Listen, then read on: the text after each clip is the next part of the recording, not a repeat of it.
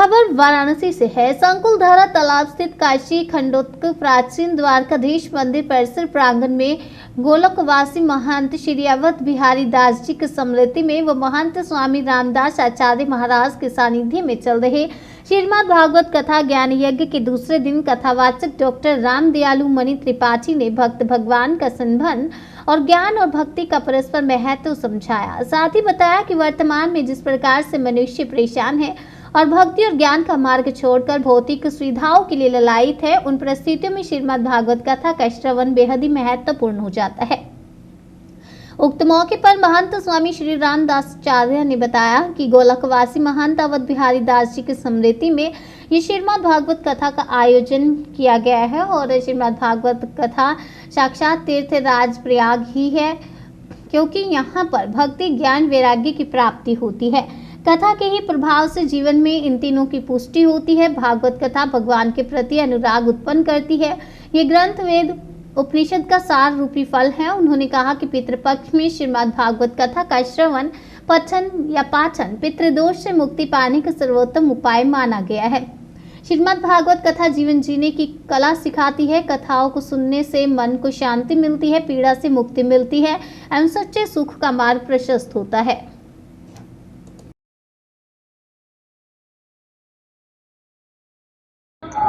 महाराज जी अपना शुभ परिचय बताइए। मैं महंत स्वामी रामदासाचार्य जी प्राचीन श्री द्वारिकाधीश मंदिर शंकुधारा तीर्थ वाराणसी काशी के पावन केदार खंड में श्री द्वारिकाधीश भगवान एवं बाबा विश्वनाथ माता अन्नपूर्णा की असीम कृपा से यह दिव्य भागवत कथा आयोजित है।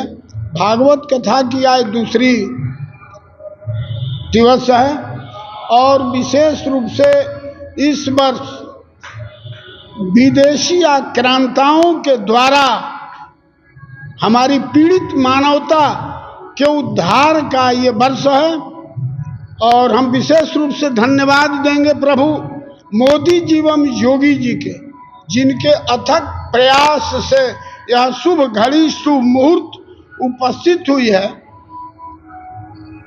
22 जनवरी के दिन वह शुभ मुहूर्त उपस्थित हुई है, जिस दिन दिव्य भव्य एवं नव्य भवन में हमारे आराध्य प्रभु राघवेंद्र सरकार प्रतिष्ठित होंगे।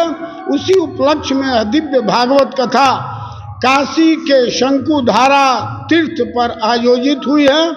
हम लोग निरंतर ईश्वर आराधना कर रहे हैं कि यह शुभ दिन निर्विघ्न प्रभु द्वारिकाधीश की कृपा से विदेशी आक्रांत के कुकर्म का समापन दिवस है और हमारी भारत देश सर्वांगीण विकास की ओर निरंतर बढ़े, यही प्रभु द्वारिकानाथ से मंगल कामना है, यही प्रभु से आराधना है कि यह शुभ दिन आ गई है और हमारा पूरा राष्ट्र सुखी एवं संपन्न रहे। हम लोग विश्व गुरु के दर्जा में थे, विश्व गुरु का दर्जा हमारा सदैव बना रहे, यही प्रभु से मंगल कामना है।